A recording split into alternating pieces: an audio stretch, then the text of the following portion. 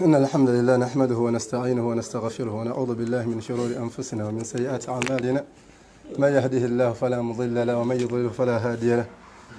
أشهد أن لا إله إلا الله تقدس عن أشباه ذاته ودلت عليه آياته، وأشهد أن محمدا عبده ورسوله بلغ عن الله رسالاته ونصح له في برياته، فجزاه الله عنا بأفضل ما جزى نبيا عن أمته ورسولا عن قومه. عباد الرحمن، فبتقوى الله أوصيكم واعلموا أن التقوى مفتاح الجنة. ومتنا مجفق الله سبحانه وتعالى كساسلا نبي محمد صلى الله عليه وسلم ندسون وقتاتا غناموكو كاتونو بعونه تبارك وتعالى. نسأل الله سلامة والعافية. ونقرأ تغندا كسيما الله سبحانه وتعالى في أرزاقه مكتوغا بيدا نوم توكوبانتي أسيمانيش الله تامغا بيدد قليلا كان أو كثيرا تشينجي وباتشتونو ومانا داما ينوكو بانغا سيما الله سبحانه وتعالى. وتغنبا قدر وكمانتي وسيما الله تشغلد بما قسم الله لك وعطاك، بما قسم الله لك وعطاك إيش الله تابقى بديدنا شو تشتونو باتشينجي نبتون دبينجي نبدي مدنيا من نبي النبي بفو نبي وكليا نبي النوجي بجيجا الله سبحانه وتعالى كبانغا يعلم مستقرها ومستودعها. الله ماني إنفانغا لا يبي بعونه تبارك وتعالى. وتيونا سيما الله سبحانه وتعالى تلك الدنيا الله جت سيماك وآخرة نوي توالبا الله ويقامة ورضوان من الله أكبر من كل نعيم. وكسيمي الله سبحانه وتعالى تيسينغا لا تيسينغا وليتشينغا تشونا تشومانيا تلك الدنيا نتولبا أنت الرضا ومتوكسيمي الله سبحانه وتعالى هو سكون القلب كوكوبانتي ومتيما قلت بينك على اختيار الرب كويش الله تابا قسل الدوك. ابن القيم ناتو قام بانتي وإذا رضي العبد باختيار ربه ومد واسيما الله سبحانه وتعالى تامسل الدوك فليعلم من ينتي لا يختار الله له إلا خيرا. الله سبحانه وتعالى بامل أمسل الدوك رونجي والأفضل يليتي سينغا كتف تبيتون بي الله سبحانه وتعالى يتسايدا وبينتو بينجي نبيو تسينغا نبيو تماني بعونه تبارك وتعالى. من يوغايتا twakoma kutekalya Allah erigamba nti yakhluqu ma yasha'u wa yakhtaru. Allah atonda kyayagadde ate mu ngeri gyayagadde. Manyi bangi bagaza mu kigambo ekigamba wa yakhtar anaga nti wa yakhtaru lahu dhurriya Allah akitonda ate n'akisalirawo family kigenda okuvaamu bampi baddugaho bafaana batya anaga nti wa yakhtaru lahu al-makan. Allah subhanahu wa ta'ala akironderawo ekifo wa sha'b ensi kigenda okuwangayiramu muzungu mukyeyi n'embeera efaanako bwe batyo. wa yakhtar lahu al-arzaq Allah akironderawo rizqi esigenda okufuna kigenda kulya kigenda kuwangaalirawo. yakhluqu ma yasha'u wa yakhtar. Allah subhanahu wa ta'ala atonda kyayagadde wa kayfa yasha ne mu ngeri gy'aba yagadde wa man yasha ne kyayagadde okubanga atonda. ما كان لهم الخيار ما كان لهم الخيار ebitone tebiina maanyi n'amagezi kubanga byeronderawo imma اللون obalangi imma الرزق oba rizqi imma الشعب nsi muwangaalira imma المكان oba ekifo. baganda bange ab'ebitiibwa yembeera efaanako etyo bi'awnihi tabaraka wa ta'ala. mbadde kuntu astamiddu ala darsina alladhi sabaq ku darsu yaffe yayita nga abasinga embeera nnyingi mwalaba nga ziyinza okuba nga gamba sheekhe kikyategeeza mu mbeera efaanako bwetyo, wabula kano mukamanyi nti omwanadamu edduniya Allah mu kugimusaamu yagimusaamu nga tagimanyi era taligimanya n'agimalayo. Allah subhanahu wa ta'ala huwa alladhi awjadaka min al-'adam huwa alladhi awjadaka min al-'adam. Allah yakussaawo n'akutonda nga toliiwo era ya'rifuka akumanyi akthar mimma ta'rifu nafsak n'okusinga weemanyi. wabula edduniya eno Allah yagissaawo duniya yiye era toyinza kumanya duniya gimalayo. yesamale gye naba omulundi ogwayita nti omwanadamu ebbanga lyamala nga yatakabbar wa yatafakhfakh yeeraba neyeesitula ku byayina mu duniya amanyi nti hatha duniya lillah eno duniya Allah subhanahu wa ta'ala ya Allah subhanahu wa ta'ala. lwaki towetakabbara lwaki weerabawo lwaki muganda wange weesitula lwaki olengeza abanadamu abaala olw'ensonga olina emmotoka olw'ensonga olina poloti indaka sayaratun fakhira aw indaka al-ard wasi'a oba olina akataka kagazi embeera y'abanadamu emanyi nnyo basigula wabula olina gamba duniya wali ogirabye teri ayinza giraba n'agimalayo ku lw'okubanga asinga ogitegera Allah subhanahu wa ta'ala kyetwetaaga fe twetaaga nnyo Allah subhanahu wa ta'ala okubanga atusiima kuba Allah atumanyi teri mwanadamu agamba nti kati ngenda kusaba Allah subhanahu wa ta'ala n'ogamba Allah wange nze agenda okukusaba nze Abdallah Musa Tantawi era mpangalira wano nina emyaka wegiti oba nojjayo shahadat oba nojjayo jawazi safar oba nojjayo passport Allah alyoka akutegeere Allah subhanahu wa ta'ala atumanyi olw'ensonga huwa alladhi khalaqana huwa alladhi awjadana min al-'adam atumanyi kuba yatussa kuno ku dunia era tuli ku mwaliiro guno ogw'edduniya kulla shay'in lah bwe kimu kyonna kyonna kike nembaga lan tastati' an tadubba ala hadha al-ard toyinza kubanga ku dunia kuno otambulako au tataharrak oba okubaako okwekyusako weekyusa au tatabassam oba okumenyako omwenya illa bi iradatihi jo Allah subhanahu wa ta'ala nga yagadde au takhtu au tamshi au tabsut au kyonna kyonna au tanam au tastayqiz embeera yonna yonna mu dunia gye tulimu Allah subhanahu wa ta'ala yagiinako obusobozi era yatutambuza ate bwe kimu kyonna Allah akiinako obusobozi nga we yeetenda kama yaqulu jalla wa ala ansha an dhatihi al-aliyya يقام تبارك الذي بيده الملك تبارك الذي بيده الملك وهو على كل شيء قدير الله سبحانه وتعالى تبارك الذي بيده الملك الله يتكله وبي الله سبحانه وتعالى رواتي يتكله لماذا تبارك ربنا جل شانه وتعز وتعالى وتمجد كما بيده الملك بشمن شو نشون ياتي نكو بسبز يملك كل شيء بيده الملك بشمن شو الله ياتي فوقه يملك كل شيء أمتكوك إلهي كونيني الله سبحانه وتعالى أمتكوك كسبب أنا مليكي كلا كيتو أنا كمليكي katika mkononi mwake ana shindwalo bishimsho na Allah subhanahu wa ta'ala china ko busozi mikono jetayina chimulema la yujizuhu shay'un fi samawatihi wala fi ardihi tayina chimulema magulu gwe musambu wadde tali kitonde kyonna kigamba nti kino kikabejja kusinga Allah subhanahu wa ta'ala no kibaganda banga bebitibwa wetugamba omutotegera Allah subhanahu wa ta'ala nokubanga Allah nokubanga Allah subhanahu wa ta'ala omwana adamu amutegeera oba okubanga omwana adamu yesigamira Allah subhanahu wa ta'ala ku nsonga za riziki yensonga ekyasinza okutwala abantu mu shiriki 1 ensonga eyokubiri riziki yesinga okubanga abantu webalabanga balina okufuna bingi Allah subhanahu wa ta'ala abawadde bitono kubaleetera kubanga balowoleza Allah subhanahu wa ta'ala ebikyamu yensonga esinga okubeerako okuba nti abantu bajoga Allah subhanahu wa ta'ala wagifuna yensonga ereetera abantu pressure n'okubanga balwala endwadde zibatategeera kulwokubanga kukuba nti omwanadamu yatahammal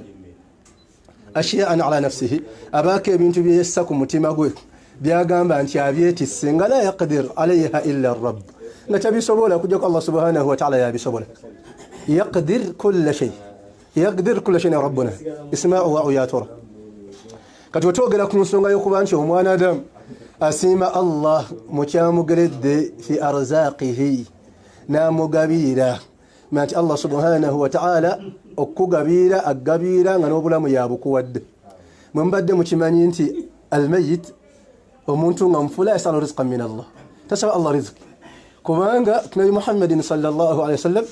يقام بصر رضوان الله عليهم نابا قامت له حرب ابن آدم من رزقه وما دام نودك رزقيه كما يحربني الموت نودك كفاك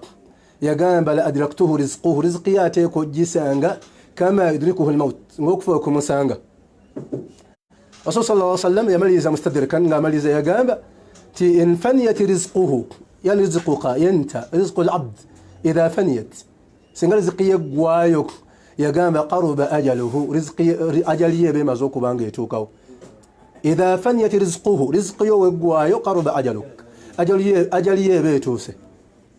من يومو يقام أنت يعلموا ومن أنكم ستموتون كما تنامون أنت ممكن كفا إلا أنه مبكبوليكنا كتوفا وستستيقظون كما وستبعثون كما تستيقظون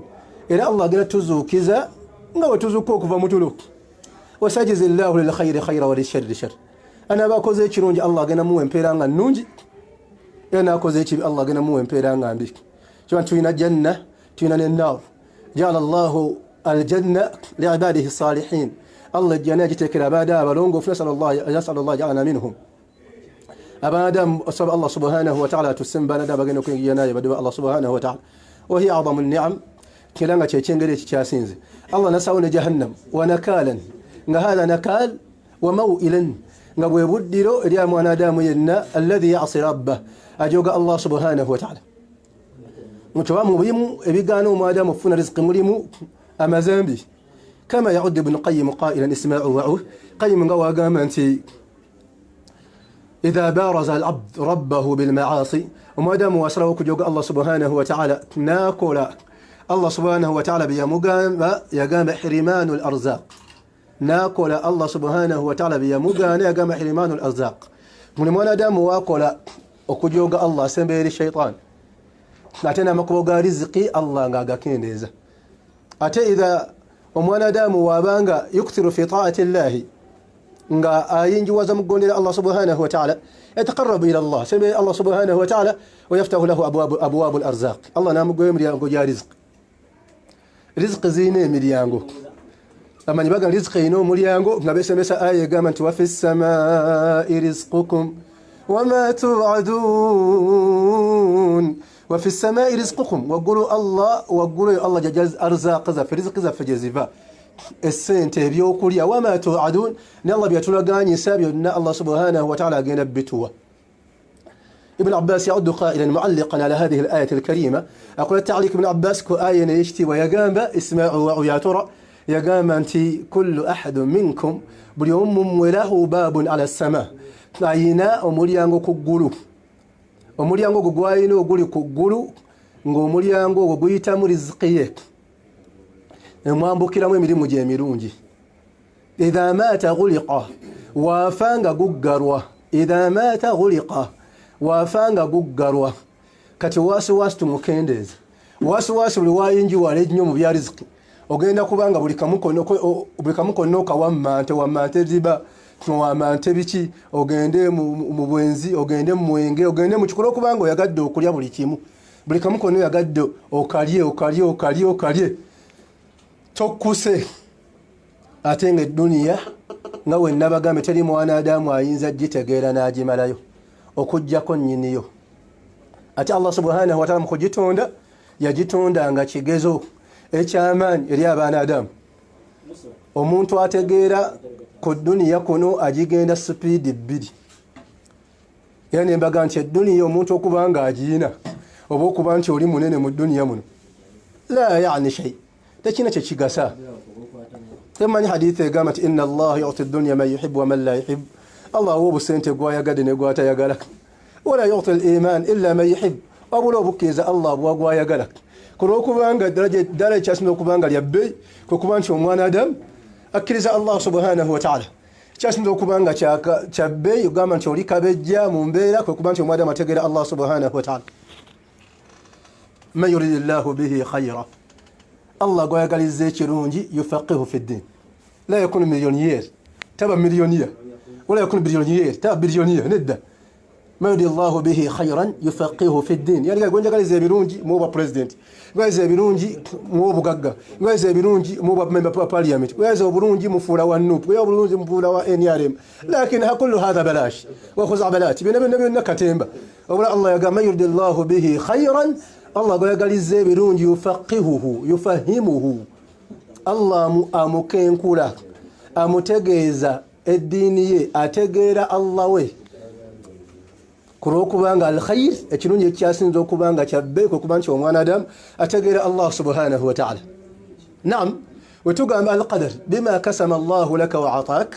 Allah okuba nti omuntu asiima oba ar-rida bima qasama Allahu laka wa ataak. Omuntu okusiima ne Allah kyamuwadde ne kyamugabiridde nakyo kitegeeza ki? Ekisooka na'uudu ila ma'na ar-rida, tuddeyo ku makulu g'okuba nti omuntu asiima Allah subhanahu wa ta'ala oba okubanga asiimibwa Allah subhanahu wa ta'ala. Twagamba sukunu al-qalb, okutebenkera kw'omutima, على اختيار الرب الله تشاغو ساليدو سكون القلب على قبيل اختيار الرب وكما تمتما غكرز الله تشاغو ساليدو ابن القيم ناغام تيومونا دام اذا وطن قلبه تما غوغوبا غوتبين كد على ما اختار الله له كويش الله تشاغو ساليدو فليعلم ومدوا تغير لا يختار الله له الا خيرا والافضل الله من يقولون الدو تسينغا كوبانغا تشيرونجا تنغا تشيسينغا كات الله كسالي الدو تشوفوني متوالي بيدي اطمئن تبين كده feel contented with that توتاغالا اطمئن فتولي الدنيا منونغا تولي من الشيطان وام بيمو بيليتلوا كوبانشي متيما جا مادام الشيطان يجي كواتا نجدزا نيكول استحواذ نيجي سلاكو كوبانشي وموانا دام امرورو غسوسه غسوس مولو غسوكا شيطان يخنسك الشيطان شيطان يكوامبا شيطان يكواتا ابن القيم يقول شوكلا بيدا كنا غامانتي مسيرة القلب في الدنيا كمثل كيفانا كون غولابا الضبي والكلب يغان غولابا كيفانا كون غولابا امبوا نضبي ننصاصا يغام الضبي مسرعا من الكلب انتي انصاصا دوكا نيوسينغ امبوا بل وبلا الضبي تلتفت كثيرا وبلا مغا والقلب العبد ومتما غوما نادام نغو غدوكا وبلا بلوغو مغا تخنسه الشيطان وتاخذه الشيطان شيطان يغوكوات يغام اما القلب كلب امبويو ادوكا امبولا وبلا كلما تلتفت الضبي بولينصاصا ومغا سبيدي يا بتشاجي غسا يا غام وتاخذه الكلب امبوانغي جكواتا وقلبك اتغو متيماغو غما غتامبولا تسير الى رب العزه والجبروت قد الله سبحانه وتعالى غتامبولا مكتغير الله سبحانه وتعالى وكلما تلتفت يعني بالقلب بلوغا بانشو مازي نو متيماغو ما ينتاخذه الشيطان شيطان يغنا غكواتا ونو تذهبه الى ارضيه الضلال يغتوال مبسغو سبيو كبولا orwachi kurokubango yagadde ovumbagatire يعلم kino kitegere ya tora kizibu omukkizo okudda ku speed yemu ng'ogoba dunia n'omukafiri kubanga gwoine mu byogenda okwerekereza ojja kulinnyamu ku kyawakati lwaki ojja kukirinyamu togenda tunda mwenge wadde ojja kwagala simanyi obe ne 5-star hotel Allah gaana embizza gigaana Allah kubambi togenda kudduka ku speed yemu wabula kullama taltafit ila ban jins ogamba nti njagala mbeerenga gundi oba mbeerenga gu n'omagamaga bwoti biqalbik n'omutima gwo wa kullama taltafit biqalbik Sheikh Khalfan omuntu buli wamagamaga n'omutima gwe tifenna okakana shaytan ogudde mu katego ka shaytan Allah yachifu muzana agamba استحوذ عليهم الشيطان فأنساهم ذكر الله شيطان يتسالكو etuyigga buli kaseera okakanga twera bidde okujjukira Allah subhanahu wa ta'ala استحوذ عليهم الشيطان فأنساهم ذكر الله شيطان egenda kubanga esalaka abaana Adam beerabire okubanga bajjukira Allah subhanahu wa ta'ala mumbere faanako bwekyo mukuba shaytan yetuyigga ate okuyiggibwa kwaffe nga tetumanyi kunaakoma ddi shaytan jigga genda etuyiggamu ejja kuba lya bbanga ddene naam ya tara wetugamba arrida bima qasama Allahu laka wa ataak Allah kyaggeredde alqadar kwekuba nga Allah subhanahu wa ta'ala yaggera nti oyinafuna kino tomanyi kyanca yosoma ki baadhi ulama baga nti omwadamu la yas'al tasaba byanca kurokuba nga la yadir annahu sayabluq ila alghadi kuba tamanyi nti obe nca anaatuukayo tamanyi adamu kasitozuuka bwoti n'olaba nti nzuukuse kati Allah nzirizza obulamu atanaffas wataharrak ntambula nzisa bulungi manya nti riziki yo gyeri kulokubanga teri asaba riziki ate nga mufu fumula nnyangu teri asaba riziki ate nga mufu wetugamba ku arrida bima ataaka Allah okusiima siimako ne Allah kyakuwadde. Siimako ne Allah kyakuwadde. Wotasiima ne Allah kyakuwadde kye kigenda okuddirira. Ogenda kubanga otagala butagasi. Ogenda kulowooza nti waliwo abazigaba. Ogenda kusamira. Ogenda kulowooza nti moto amajini gagaba ssente. Ogenda kulowooza nti mama Fina yagaba ssente. Tifenna ogenda kulowooza nti waliwo gye baziga oyagaba emikisa. Ogenda kulowooza nti ate wenkola bwenti, ate wenkwekoya kujjirita, ate wenkola bwenti, ate wembasisa z'enkwawa. Omwadamu gwe bagamba mwaka enkwawa emu paka bw'olifa eno enkwawa ogirekere balubaale simanyi obeere ng'ofuna bulungi akasente obeere bulungi. Ya salam, ya salam, wa ta'khuduna hadha. Yom bijjawa badu Allah subhanahu wa ta'ala. Tubijjawa badu Allah subhanahu wa ta'ala. Ebyo tubijjawa bakadde banga ab'ebitiibwa. Allah subhanahu wa ta'ala tabitutumangako. Yatutuma ki? Wetunasiima Allah subhanahu wa ta'ala ebisigadde bijja kwanguwa. Aya muqal khalim limu aya ba ulama ba tafsiri baji awwala fassaruha baji fassara mufassara kyasinda okubanga yeewunyisa. Allah malogamba banadamu okubanga bamutya yagamba abanadamu babenga bakola nga bagoberera amateeka ge Allah subhanahu wa ta'ala. Wabula islahu al-amal okuba nti omuntu alongoosa emirimu oba okuba nti wahid yabghi an yuhsina amalahu okuba nti alongoosa emirimu gye omulimu tegulongoka okujjako lwa nsonga ila al-amrayn esooka al-ikhlas wal-mutaba'a okuba nti ogukola ku lwa Allah ekyokulinga guli ku nkola ya Nabi Muhammadin sallallahu alaihi wasallam. Saba Allah subhanahu wa ta'ala okuba nti nas'alu Allah an yaj'alna min alladhina yaslukuna maslakahu okuba nti saba Allah subhanahu wa ta'ala tusimba banadamu abagoberera Nabi Muhammad sallallahu alaihi wasallam yani alladhina yata'assa bihi wa yaqtadi bihi abalungamira ku Nabi Muhammadin sallallahu alaihi wasallam.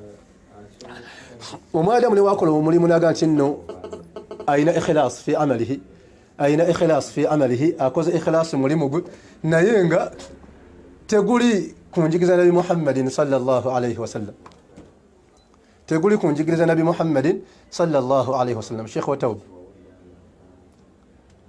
tawba teguli kunjigiriza Nabi Muhammadin sallallahu alaihi wasallam kitegeeza nti ajja kubanga atakoze. Newagamba nti kunjigiriza Nabi Muhammad sallallahu alaihi wasallam lakin laysa mukhlisa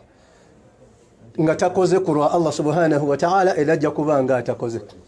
Kubanga Allah subhanahu wa ta'ala ayagala mirimu nga giri ko ikhlas. Ala lillahi ad-dinul khalis. Allah subhanahu wa ta'ala ayagala busiramu buli ku origino buli ku mbeera entuufu ng'omwana adamu kyakola kyonna asuubira kubanga afuna mpera wa Allah subhanahu wa ta'ala. Kyomukkiriza yenna afuna okutya mirimu gye. Rasulullah hadithi bako Aisha yagamba nti wa inna rajul mazmu musajjal ya'mal bi'amali sajja solo kola omulimu wa yakhsha alla yuqbala minhu naye nga kyasinga okutya atya kubanga Allah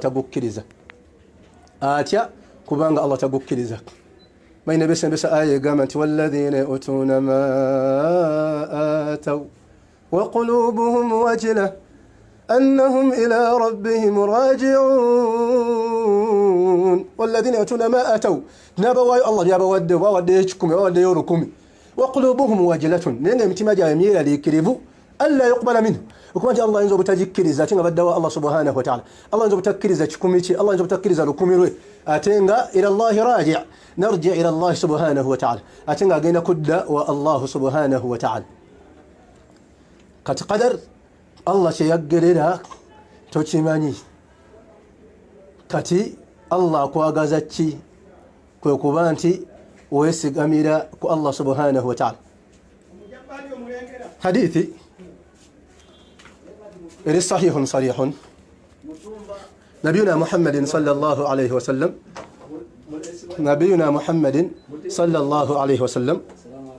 ogaba saba ridwanullahi alaihim okubanga basaba Allah subhanahu wa ta'ala. Ali ibn Abi Talib yagamba nti kunna nad'u Allah bikulli shay wa kunna nas'alu Allah kulla shay. Nasaba Allah subhanahu wa ta'ala buli kimu kyonna yagamba hatta iqala al-ba'iri wal milh nga tusaba n'omuguwa ogusiba engamiya hatta iqala al-ba'iri wal milh nga tusaba n'omuguwa ogusiba engamiya Allah gutuwe n'omunnyo nga tusaba Allah atuwe n'omuguwa gutugenda osibisa engamiya n'omunnyo. Wa fi riwaya riwaya yokubiri nabi Muhammad sallallahu alaihi wasallam yagamba til yas'al ahadakum rabbahu kull shay asabi Allah subhanahu wa ta'ala buli kimu kyonna yagamba hatta shas'u na'lihi idan qata hatta shas'u na'l as-sirr khida'ida no kabanga go wakanga toke kakutuse agameti Allahumma sallihu asabi Allah subhanahu wa ta'ala onsasire onsobozese akagwa kano nkaze mu ngatto nsaba Allah onsobozese Sheikh Saliko osaba Allah buli kimu kyonna ne kakaguwa kanga kavudde mu ngatto wabula okubanga tulowooza nti tubala nnyo mu bya business covid simantu ambaze bwetuti oje twali awantu awamu ne bayita Professor Brovezol amanyikiddwa mu bya business gaba muta Professor Newton bakatulebe yagamba nti ekibatawanya omuntu abana omulimu gumu osobola kuba n'emirimu musanvu si wona emirimu 8 nenga n'ogumu gukulemesa osinza Allah subhanahu wa ta'ala dunia Allah ajikutere jogamba nti ogitegeera nnyo olabe kyekinaddako dunia Allah ajikutere olabe kyekinaddako Allah ng'agikuteeredde baganda bange tusabe Allah subhanahu wa ta'ala amune baganda temwatereka sente kati ensonga lwaki covid abatawaanya nebajje mulimu ya covid ani yali amanyi covid agenda kumala bbanga ki ye watereka kyekinakumala covid waba wa mwaka mulamba gwe magezi gatta watereka kyekinakumala gwabale nnyo watereka kyekinakumala ebya riziki bijja bba by'emitwe atagenda kwabika mutwe yeesigamidde Allah subhanahu wa ta'ala bijja basuula eddalu kulwokubanga الرزاق هو الله ولو الله من القرآن ومن يجي يسمى من يبي بنا أقيدة باقي سجميرا كونيو الله يتغني يتمغغ أتنا يتمغني أتاغغ وزا بيبي الله is the richest and the enricher الله يمغغ أتاغغ وزا الله ndo mtajiri na tena ndo anatajirisha Allah yemugagga ate yagaggawaza kisoboka omuntu omuwa milioni 2 ne bukere nkyanga mwavu iye kulokuba sigwa agaggawaza program with creation how bagana banga sigwa mbituli bigambo biri wabula njegadde mukome weno ku aqida entu with creation how ati ngogenda okugaggawaza al-ghani huwa Allah wal mughni huwa Allah Allah yemugagga ate yagaggawaza تعالوا معي إلى هذه الآية الكريمة الله سبحانه وتعالى يقول وكأي من دابة لا تحمل رزقها الله يرزقها وكأي من دابة تلك تون كنا وهذا من ألفاظ الأموم تلك تون كنا لا تحمل رزقها kina busobozi kwegabirira kina busobozi kubanga kyeriisa Allahu yarzuquha wa iyyakum mwe nyine abagamba nti muli ba wealth creation mwe nyine abagamba nti now I am catering for my family oba ndi ku future y'abaana bange oba I'm working for my family I'm programming for my family abagamba Allah ga nahnu narzuquhum Allah subhanahu wa ta'ala mwe kenyine Allah yagabirira gwe magezi gatta Allah yagabirira gwamagazi gatta Allah yagabirira gwakulira empowozi ekika Allah yagabirira gwomusamize Allah yagabirira Allah yaga nti wa iyyakum namwe nyini abagamba nti mukola abasoma business administration kyensinga okwewuunya kyekino business administration administrate the business which you don't have you want to come and administrate my business ogamba nti oli business administrator jotayina ya salam وكأي من دابة الله يقول سيجامب الدابة معنى الدابة كل خلق بشتون كنا التي تدب على الأرض اجتام لكم الدنيا ومعنى الدب اشتغيز كوبا وجت kitegeeza munyera kitegeeza envunyu kitegeeza embizi wadde embi ate ngazi kitegeeza kamuyege kamukani kitegeeza enkuyege kitegeeza kamuje kitegeeza embwa kitegeeza emmese kitegeeza wakayin min dabbatin la tahmilu rizqaha Allah yarzuquha wa iyyakum teri kitone kiyinza kubanga kyerabira Allah yakirabira nammwe wa huwa as-sami'ul alim Allah awulira nnyo atamanyi أحوال، يسمع عن كل خلق ويرى كل خلق ويعلم أحوال كل خلق. الله ولي يابو لكتونde akimanyi atamanyi mbere ya buli kitonde. Aya gitukedde osema ko lunaku lwaleero Dr. Bukhari oyo mu suratu Hud. Allah yagamba nti wama min dabbatin fil ardi wama min dabbatin fil ardi illa ala Allahi rizquha. Tekitonde kyonna kiri ku dunya kuno okujja nga riziki yakyo Allah yagiina. وما من دابة في الأرض إلا على الله رزقها. واو للعطف وما للنفي ومن للبيان. والدابة جاء نكرة. ويقول علماء التأويل ومن التفسير بقى انت هذا أبلغ صيغة من صيغ العموم. تلي الصيغة إيونا كبونا من القرآن الكريم السينغ كبونا كلمة آية لما جاء نكرة بعد حرف الجر. الله يليت دابة نكرة لما زوكو حرف الجر من. وفي التأويل أو في التفسير تقام انتمال النفي ومن للبيان. والدابة نكرة تعم كل دابة، كل دابة تدب على الأرض الله يحمي رزقها. كانت الله قام أنت وما من دابة في الأرض إلا على الله رزقها. تيجي تقول لك الدنيا وكل يكون الله يأتي قابل ده. ويعلم مستقرها. اختلف علماء التأويل في معنى مستقرها ومستودعها. بل التفسير با يوكنا متشقام مستقرها ومستودعها. ابن عباس يؤد قائلا عباس قال الله قام أنت ويعلم مستقرها ومستودعها، يعني مستقرها في الرحم. الله يمنى بروغرام يشتون دكيو ناتي قابيري دا ناتي من نبانا يا ماما واتشو سيكا جمال وغانو رتوف ووچو ويتا النفاس مباشرة قومسا يقوبا فامو ngaba mazo kubanga bazala. ابن القيم كن النفاس يا جامبا النفاس هي الدم تخرج من رحم المرأة قومسا يقوم من نبانا يوم تشالا بعد الولادة نعم زوك زالا ناقام وهي ما تبقى من طعام الجنين يملي بس قدو سابلاس فود يملي بس قدو موانو جاب الداليا كونغاري ملوبو تروانينا. ويعلم مستقرها ومستودعها. سبق الله يبتقز بقانا بتم بتقد هذا مستقر. ومستودعها يقام مكان الدفن نوا واجندو كوزيكي والله منيو. وقول الثاني قول يوكبيس الله قام أنت وما من دابة في الأرض إلا على الله رزقها. ليش تنقل الدنيا يكون كده الله نامني رزقيا شوف. ويعلم مستقرها يعني مأواها في الدنيا وهي مكان النوم. يا سلام يا سلام كلام غاطئ ومتين ده كمان. اسمعوا ابن القيم ويبين كلام بتنده.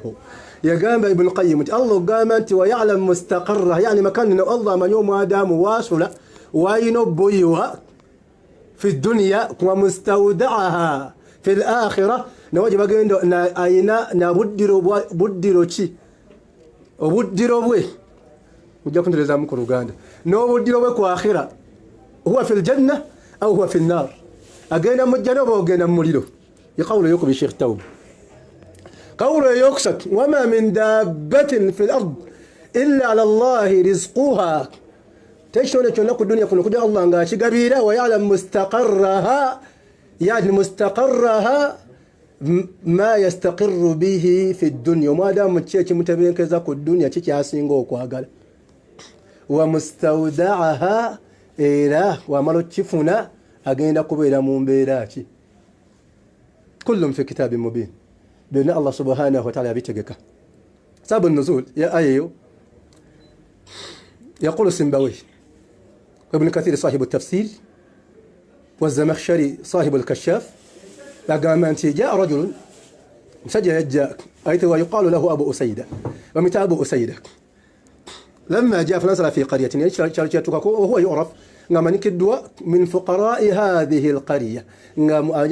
مبافو بيشاليشو yelecha kyazeko yalije yavanga manyinti mwavu ne wazinga manyinti bamanyinti obwavu muri bubi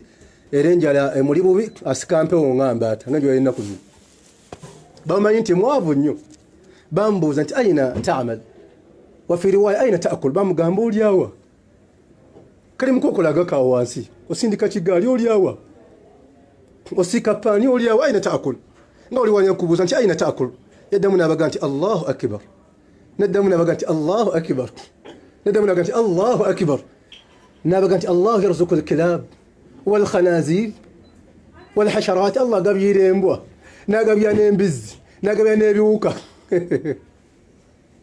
afala yaqdi temugamba Allah tasobola ay yarzuqa okubanga gabira aba usayida mubaddiki munengeza bulengeza يقول الله أكبر الله أكبر الله يرزق الحشرات والخنازير والكلاب لا يستطيع ثم قام الله تصبوا لا أن يرزق أبا أسيدة شيخ توبة تلفنا تيزق لبي لانزي أبا أسيدة. ورواية الثانية رواية يكبري يعد بن القيم ابن القيم وقامت جاء وفد من أهل اليمن سجب جنب اليمن فنزل المدينة يعني مدينة ستجيزة تبقى مدينة الرسول نبجم شوكة النبي محمد صلى الله عليه وسلم. فقال أحدهم أمكبنا قامت إنه ابعث رجلا ثم يوم سجل مكفي يذهب إلى الرسول أجين النبي محمد صلى الله عليه وسلم يطلبه طعاما أم قامت ثم سبب ملي أو يطلبونه طعاما شو سجل في اليمن باقى لك كاكوليا. لما جاء رجل مسجل ملوك جاء فأقبل إلى بيت الرسول ناس ينبلكم من النبي محمد صلى الله عليه وسلم سمع الرسول يقرأ والنبي محمد صلى الله عليه وسلم قال آية قامت وما من دابة في الأرض إلا على الله رزقها ليش تنشرك الدنيا يكون الله سبحانه وتعالى عن رزقياته ويعلم مستقرها ومستودعها أتنغى مني الشتبين كذا نقدر بواشك وآخرة تجينا كوين جرجنا ومريرو وبعدين تشزيك وكل في كتاب مبين بتشمشوا أن الله سبحانه وتعالى برنامج ذاته زقوا. لما رجع ما كلم وما خاطب الرسول ما كلم الرسول ما كلم معه وما أخبره شيء تنشي مقامك وما قال له شيء تنشي مقام النبي محمد صلى الله عليه وسلم. فرجع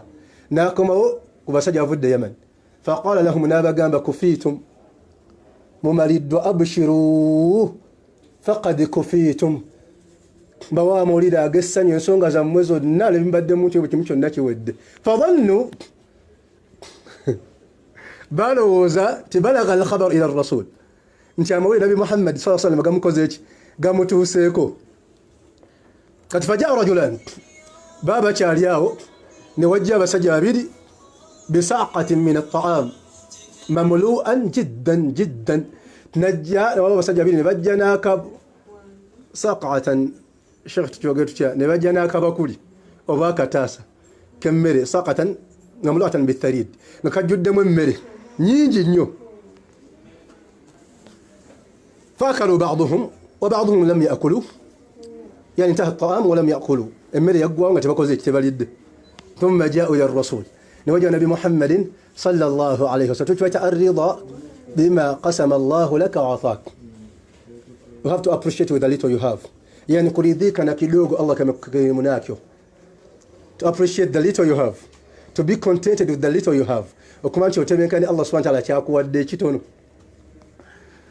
Oyinza okugamba lwaki Allah nze ankola bwati lwaki Allah nze ampadde bwati temanyi dhikiri yagamba nti Allahumma la mani'a lima a'tayta wala mu'tiya lima mana'ata wala yanfa'u dhal jadd minkal jadd. Ay Allah subhanahu wa ta'ala teri ayinza kuwoyogomye eteri ayinza kumwoyogoba wadde eteri ayinza kungasana kintu kyonna ekyo nyimyemu omugaso wala yanfa'u dhal jadd minkal jadd kitegeeza tosobola kuba n'eggaali naye nga togivuga ate nga mala yagivuga. Yani intifa'u bi shay'in akhar والتمليك شيء آخر وكمان شيء وغاني ولا كنتو كيالا نكمان كنتو كيالا كنتو كيالا وانبليت مچماني باغانا با كدي الله قام رسول الذكر يقام انت ولا ينفع ذا الجد منك الجد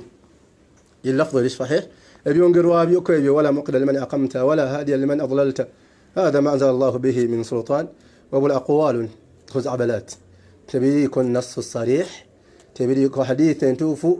ذكر يكون اللهم لا مانع لما أعطيته ولا معطي لما منعت ولا ينفع ذا الجد منك الجد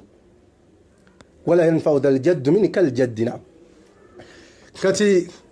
أبا سجل نبجني مسجل بني نبجني من رجلان أتى إليهم نبجني لجماعة إليه في اليمن نبجك أسجل بجي ونبي محمد صلى الله عليه وسلم بمقامة جزيت خيرا انتفع بعضنا أم مفبالد كاميرا كوتو سندك الدك وبعضنا لم ينتفعوا يا مفتتوا الدك رسولنا بقانت والله الذي لا إله غيره والله الذي رفع السماوات بغير عمد بين الله يقول يتليكم فجي ما أرسلت إليكم شيئا سنكات نكم وفي رواية ما بعثت فيكم شيئا سنكات نكم كنا غسين دي كده من يبقى من تبى سجى ملوكو بانغ باتبين كده سجى مبقى نشينو بالي بملايكة ببيدي أبالي تلي شوكوليا ولو كان يدى رجلان إما مروا بالي بسجى وبانغ بيتوا بيسي وبانغ هم يسافرون ومن ولدهم لا يركن إلى ذلك ويعتمد إلى ذلك تسقى من الكويت ولا بد بأخذ الأسباب تنوكو بانغ أساو رغوغو وتعتمد على الله الملك الغلاب نوكو بانغا ويسقى من الله سبحانه وتعالى شين يقدم الدرس يا ليلو كبغا من تياما غزغا فيما تونوكو بينديا إبيا رزق شيخ وانغ سنسر أما غزغا فيما تشيك ما تونو شوفوا نيريرو تبين كلا ناشو ينسونغ رواتي ونقلو بيلا كيبين فونا بيا رونغا بيا نجاولو وشوكو بانغا ليرو فوني بيدي كينشانو وفوني تانو كروكو بانغا الله سبحانه وتعالى يقابلكو الله يقابلكو الله قامت فرب السماء والأرض إنه لحق مثل ما أنكم تنطقون رزق زمزيفا وقلوا آية نقوي تاندك وقلوا وفي السماء رزقكم وما توعدون فورب السماء والأرض إنه لحق مثل ما أنكم تنطقون ابن عباس قامتي الله يا ليلى بنا نزوم لزوا ما قولوا مسامون يسوم مسامون دي وابو فناني زي ونيو I'm so responsible manyo bwetaafu bwammwe مثل ما أنكم تنطقون nekibanga tekyetaagisiza mmwe kubaako kye muŋŋamba olugano lutuufu sheekhe Allah wabuvunaanyizibwa nnyo amanyi bye twetaaga amanyi nti tulina okulya nosinga ffe we tumusaba nti Allah tuwe riziki مثل ما أنكم تنطقون يعني في الطلب مثل ما أنكم تنطقون في الكسب وقالت نزي نقول أنه وبانسبا أنه الله سبحانه وتعالى الله سبحانه وتعالى يقول بروغرام زيبتون دبيونا فكتسينغو تتواني كوكوان تتغير أنت الدين وبسلام يبريكمو شونامو يكيد إمام الشافعي ابن القيم سي إمام الشافعي يقام بأنت دين الله هو الدين رب العالمين وهي سيد الأدوان وهي سيد الأديان يقول إلى مدينة قنك وهي سابق إليه يسوك والملائكة والآدم قبله وهو دين نوح صاحب الطوفان يا نبي الله نوح ودين إبراهيم وبه نجا إبراهيم بذبيحة الله كويس إبراهيم وكان يقدم يقانت وكمال دين الله شرع محمد صلى عليه منزل القرآن الديني سنوكو بانا زجوفو يديني يا نبي محمد صلى الله عليه وسلم القرآن الكريم أكسب الله تمسابه وابولا أقوى تكملك هنا بلك يعني قصة نيتش قاموا عمر بن الخطاب رضي الله عنه لما يريزا عمر وما دام يا مسانغا وني سيكون نبي قام الله سبحانه وتعالى ومنشنو متميتي مقام الله سبحانه وتعالى ومسابة مريم منسون وما سوغا كروما وبا امبانامو وباتشو بستريم الله مقام kwa bitima Allah yachiwe erinnya wabula musajja yamugamba lima tad'u lwaki osaba anta min ahli aljanna ejjana Allah yajikuwa toli mukoddomi wa nabbi oli bwoyawe bwango wali wanika wamalayo ebino ebyandi bituluma nebiruma abayaya ate majini naye daga mumugamba chi naba Umar fa ghadiba Umar nanyiga lamma ghadiba Umar kunyiga nabaga yamugamba lima akufu anid du'a أكف يعني أتوقف لكن يميل زوك بسبب الله سبحانه وتعالى وهو الذي يعطي وما زال ولا زال يعطي عندك لا أقسم الله سبحانه وتعالى الله سبحانه وتعالى يا جبا أتنقي لا يا جبا كان إذا تقول لك له موسى مسري كوتشام وقد رزق الله ناتي قبيل الدبيتون نابي قبيل له الناس سنة نقول جام الدنيا زكني عمر بن الخطاب رضي الله عنه قتي علي توغا مانتي كنا ندعو كل شيء حتى إقال البعير والملح nga tusaba n'akaguwa n'omuguwa gwe tuyinza osibisa eŋŋamiya zaffe n'omunnyo wabula nakhudhu bil asbab tussaawo nsonga mwadamu nakola ne baraka Allah nazisaamu mumuyina bye muwulira temulowooza nti oba wolokosa oba biboozi n'ekituufu kiri nti ebitonde Allah byawa riziki gyebiri n'ebitalina gyebiri Allah byawa baraka gyebiri mbawo ekyo kwa omuntu asobola okuba nga asiika paani yaga nti owa paani oyo yazimbye kalina Allah mutaddemu barakaati omusajja atunda masiki ng'ennaku zino masiki lukumi lwasa afuna namwasa gwafuna yaakhe ne munnamwasa Allah namutiramu baraka fabana baitan nazimba ennyumba kati offe byetussaako nnyo ebirowoozo ebitulwaza puresha n'obwongo ne butabuka ate basahaba bo bategeera ani ayina obbawa wetunategeera nannyini dduniya nani ayina otuwa programu zijja kwanguwa nnyo programu zijja kwanguwa ku lw'okubanga tabaraka alladhi biyadihi almulk ayina byonna ye Allah akutte riziki z'abaana Adamu zonna kano kankabagawe oluusi bwe mbamaliza mbawaayo formula mwemadde mukimanyi nti obufuzi mu sharia bwa miteeko ebiri obufuzi obwa Allah subhanahu wa ta'ala bwo buli mutlaq Allah subhanahu wa ta'ala yamliku kulla shay afuga ebinyeebwa afuga emmere afuga amatooka afuga ebiwuka afuga ggwa afuga nze kuba eno dunia Allah subhanahu wa ta'ala ifenna ewaddemba okuba nga akola kyaba yagadde n'obufuzi obuli muqayyad abanadamu Allah bwe yabawa okuba nti amaratul ard dunia bagizimbako n'okuba nti basinza Allah subhanahu wa ta'ala wabula lwaki obufuzi obwaffe buli muqayyad obufuzi obwaffe busobola okuggwawo mu mbeera za mirundi ebiri embeera esooka Ibn Qayyim yagamba bidduuf Allah okuleetera obunafu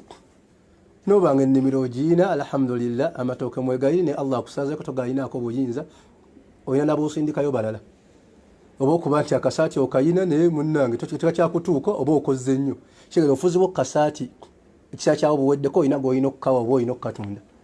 akaapako koolina kakuwaga notambula ng'ozimba ogaziya amagulu otambula oyagaagadde bwoti